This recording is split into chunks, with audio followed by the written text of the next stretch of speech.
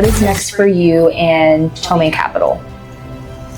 So my mission's been for the past couple of years, I want to establish a fund to raise large amounts of capital and do much larger projects. Which path you want to take and like what's worth your time? Okay. So we have a lot of employees. Between part and full-time, we have probably 50, 60 employees. There's, stuff going on everywhere. It looks crazy sometimes. Or not even homes, let's just talk about multifamily homes because that's what you do. So there's more people wanting to sell than there is people wanting to buy. I'm not very well versed in single family houses, but for instance, my 8-unit new construction builds. Welcome back to another episode of Simple Chat. My name is Sydney. I'm the Chief Operating Officer at Simple Lending Financial.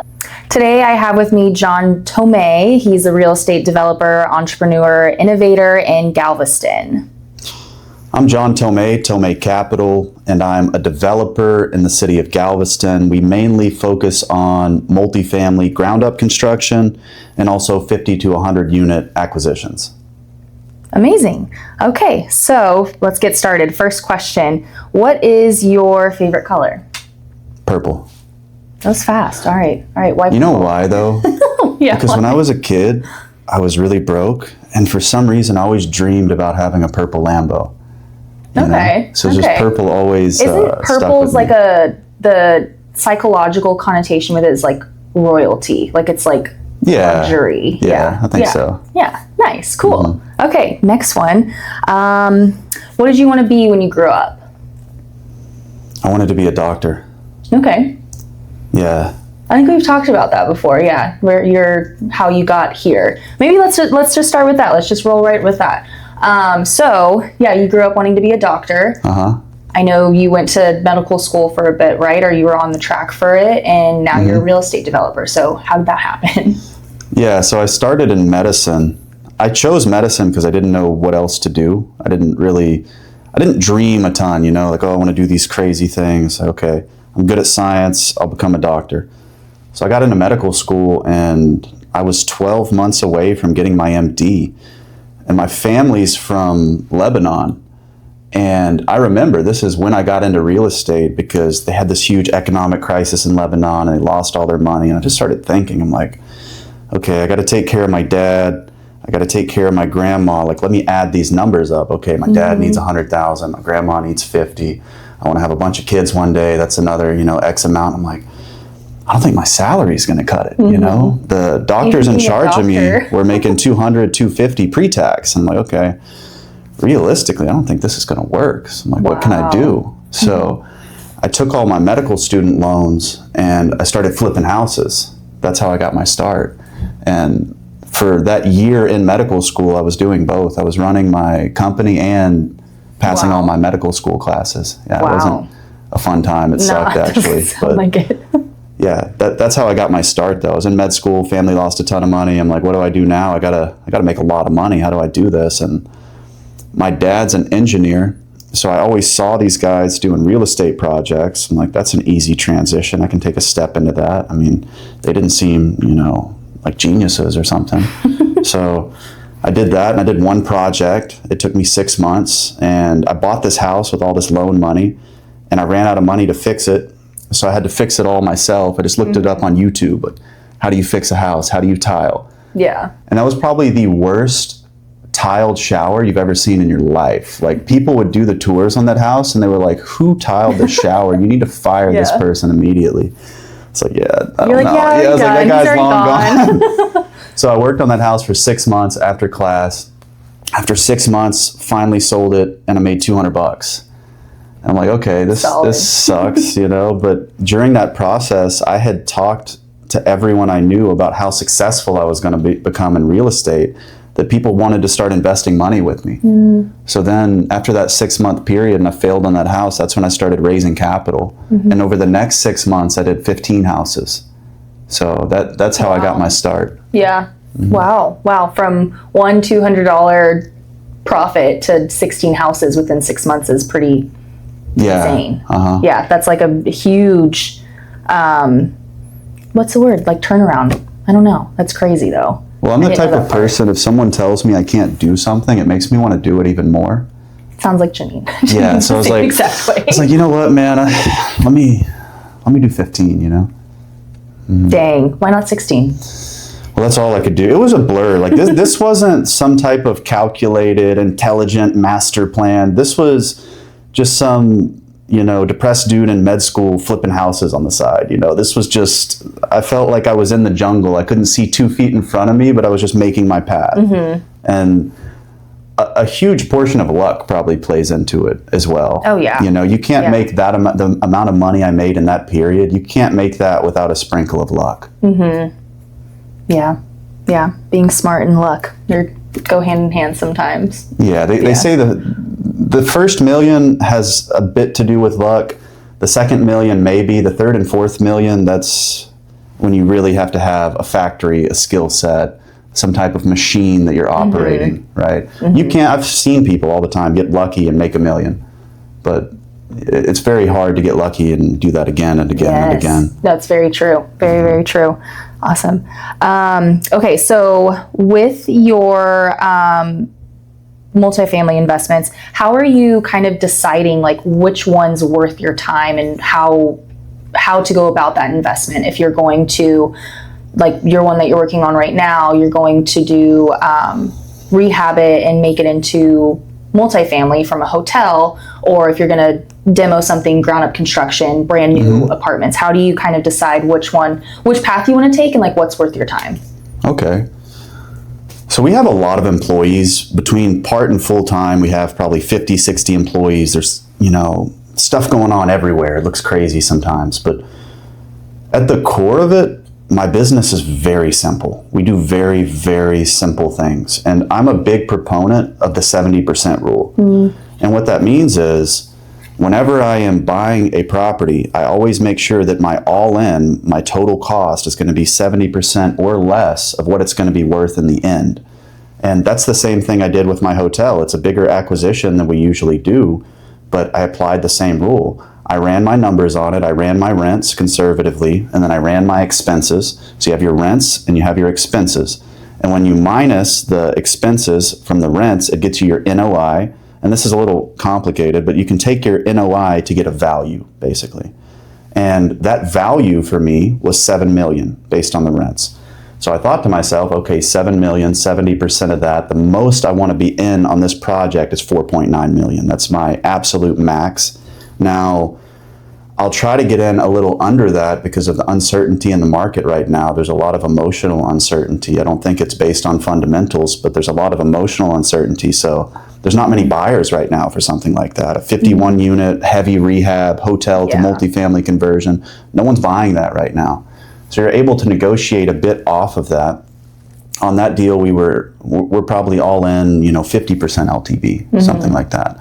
And then we were able to negotiate an owner financing component as well because nobody's buying right now. So times like these, I hear a lot of people say they're standing on the sideline, they're not getting into the market, there's all these excuses, but this is a much better time to make money than was COVID. Because COVID, you had all this competition. Anytime I was doing a rehab, I had to buy a window. It's 6 weeks to get the window. To find labor was crazy expensive. Now, there's no competition for labor, materials, deals. Everybody's on the sideline. So you should be very selective when you buy deals. You should buy very deep. When people send me deals now, if it's not 50% on a lot of these deals, if it's multifamily, I'll go a bit higher. But if you're trying to sell me an industrial warehouse or something like that, I need to be 50% in this market, And there are deals like that available. You just have to find them. Yeah. Do you think that there's more demand for homes to buy than there is like actual homes for sale on the market?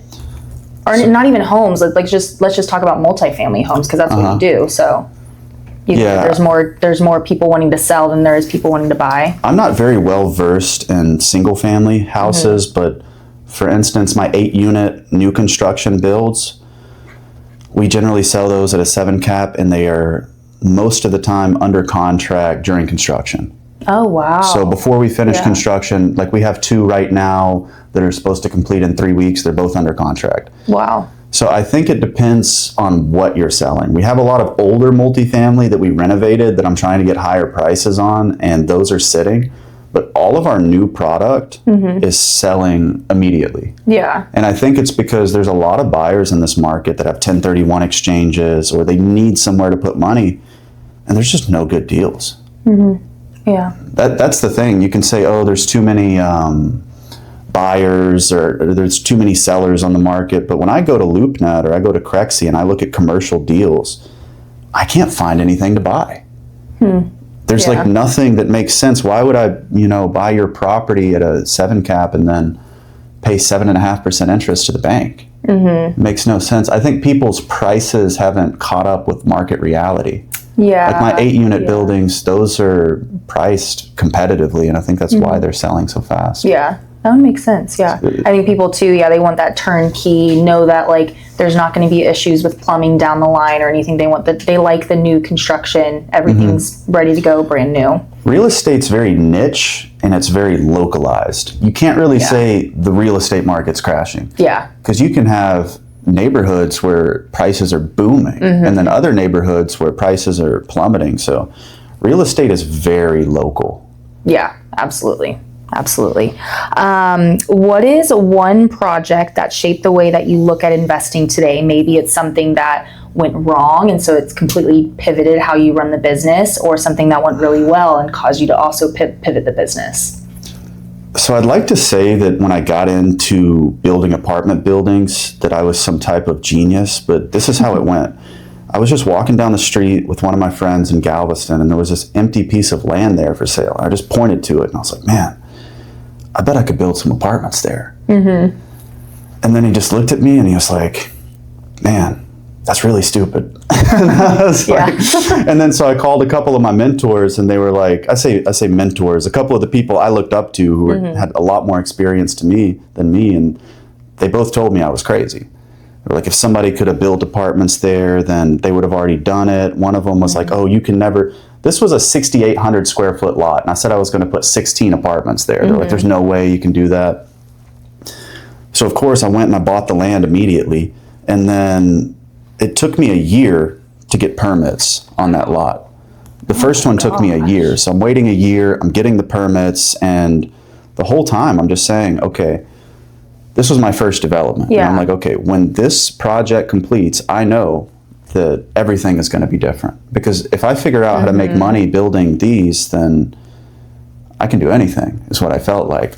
Yeah. So when I started that project a year later, finally got the permits, no one wanted to give me the money to build it, because I was just this kind of mediocre house flipper and never built anything. And I wanted to borrow, I think it was close to $2 million to build these apartments. Nobody wanted to give me the money. So I called 50 banks and 50 hard money lenders. And I finally got 2 people to agree. One person would not agree for the full thing, but I got 2 people to agree to each do one, and I paid some crazy amount of interest. I don't even know. So I take all this loan money, and it's a 12-month loan, 16 units, never built anything, really tight. I'm feeling the pressure. Well, the first couple weeks of construction, I broke my back. I was at the gym and I was deadlifting, and I herniated 2 discs in my back. And I couldn't walk. I had to use a cane to walk. Oh my gosh, wow. And I'm like, okay, I started this project, I owe $2 million, I got to get this thing built. What do? I can't move. So all my buddies were like, oh, you should just, give up. This is impossible. So I hired this guy, and I lived in Houston at the time. I hired this guy, and he drove me every day in his truck, and I laid down in the back seats, and he would just bring me to the job site every single day. Oh gosh.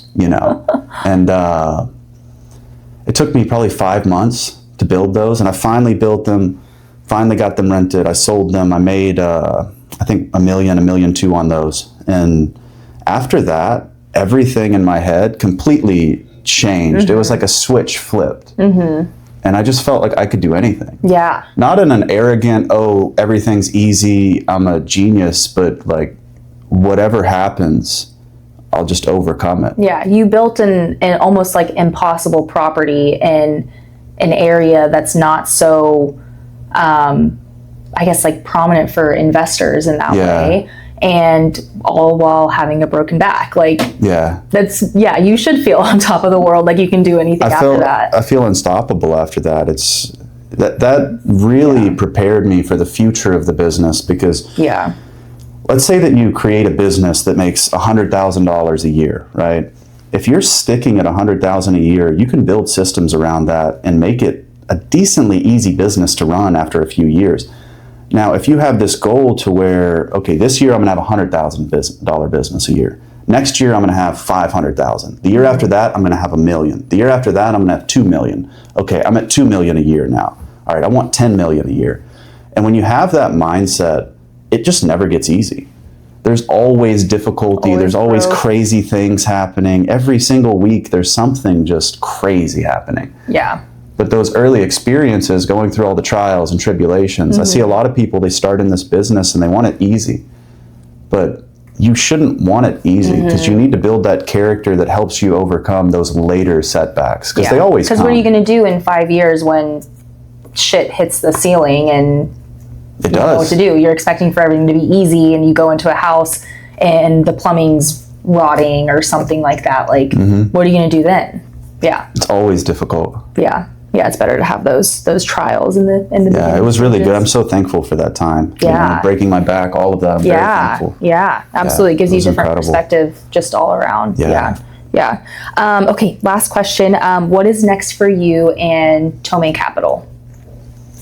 So my mission's been, for the past couple of years, I want to establish a fund to raise large amounts of capital and do much larger projects.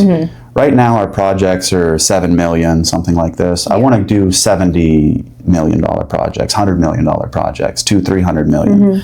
And the way you do that, you either compound slowly over 40 or 50 years, and at the end of your run, you can do things like that if you do it correctly. Or you can create a brand to raise large amounts of capital. Yeah. And that's really my end goal, is to have a fund that raises large amounts of capital for real estate projects. And are you like going to lend that money out, or it's for your own real estate projects? For our own projects. Like right now I have syndications and investors and things like that. I just want to scale it to a much larger capacity. Yeah. Dang. So what does that look like? Doing like bigger apartment complexes, or doing them more across the states, or what would you do with that money? Probably a mix of both. I would stick to the principles of buying property at 70 cents on the dollar, but just larger scale. I mean, okay, we're doing a 51 unit now at 50 cents on the dollar. We need to find a similar deal for 300, 400, 500 units. Yeah. It's all the same thing. You know, once you get past even 8 units, it's all pretty similar. Yeah. You know? Yeah, I noticed It's even cheaper to do larger assets. For instance, on my 8 unit builds, the electricity company charges me 14 cents a kilowatt for electricity. On my hotel, since it's a larger commercial build, they charge me 7 cents.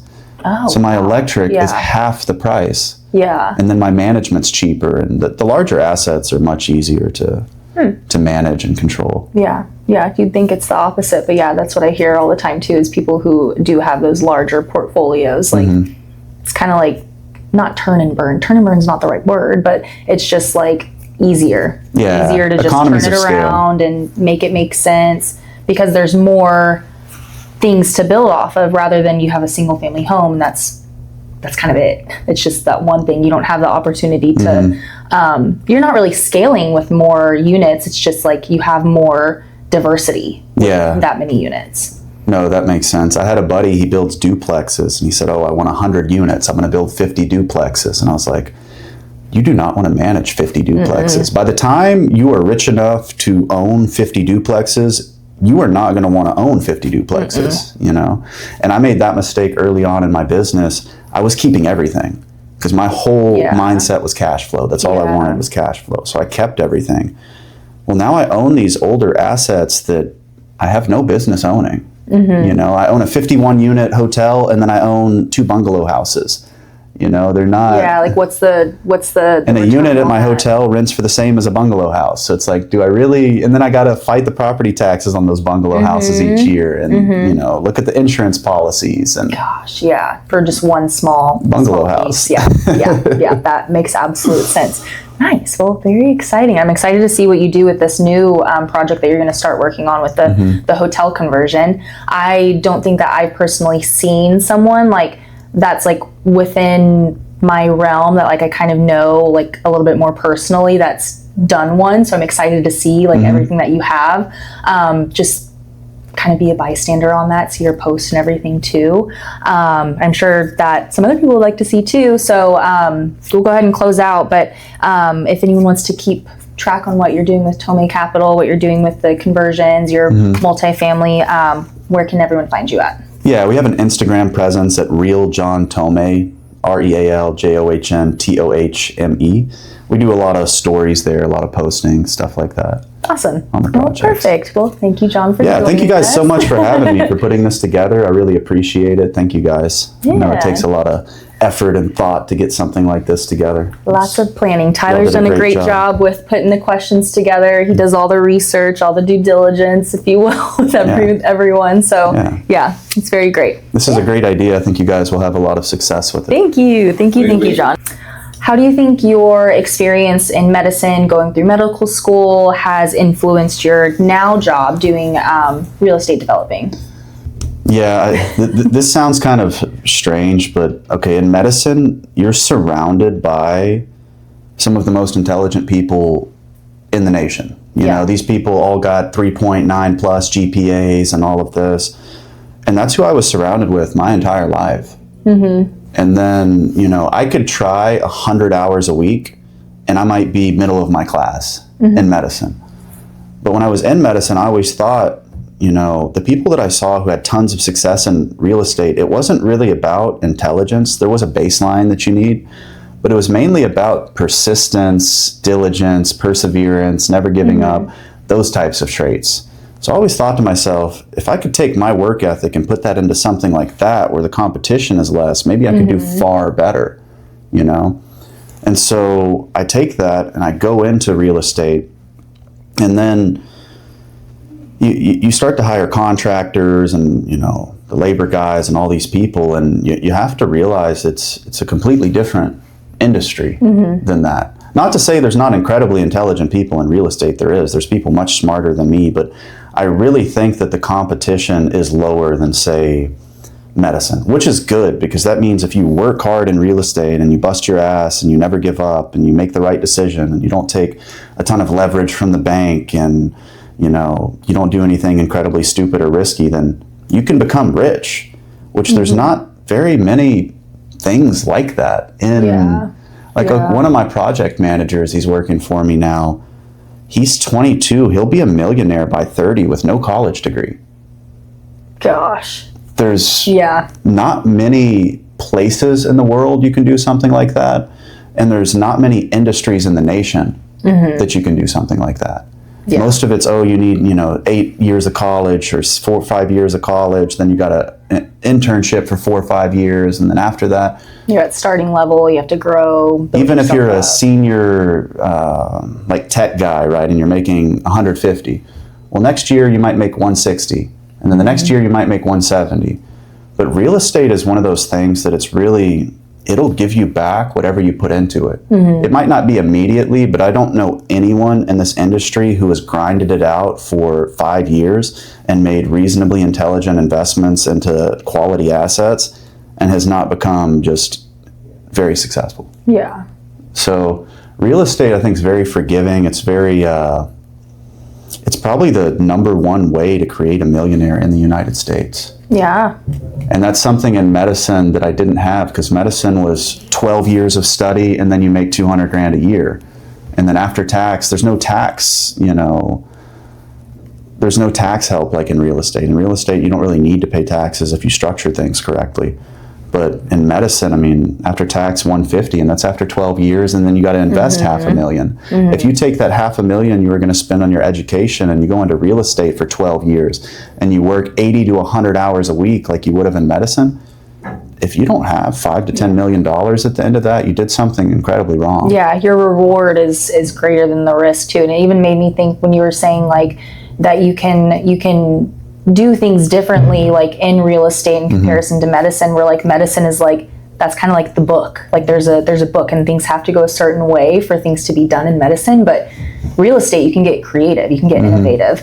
And I think that's what's really cool too about the industry, is that like you can kind of make things work like in your own way. You can Airbnb your homes, you can sell them, you can rent them out, you can do anything with it. There's ways to make money off of it. Rent by the room, rent by the month, the day, the year. I mean, yeah. With medicine, so many ways. it's just you learn everything, and you get the book and how to do things, how to keep people alive. One beautiful thing about real estate is people think there's a ton of competition. There's not really a ton of competition. When I'm doing a 50 unit build, right? All the guys who have done successful 50 unit builds repeatedly are not doing 50 unit builds. They're doing 100 and 200 unit and 3. It's like, okay, I built 8 units, right? I'll do that for a few years, but in 4 or 5 years, I'm not building 8 units. The guy who makes a ton of money building 8 units doesn't build those forever. So people think, oh, there's so much competition. You're battling all the big guys, and you don't really battle the big guys for a very long time. Yeah. There's not that much competition. Yeah. Cool. All good? That was beautiful. That was beautiful. That was great. Thank you so much.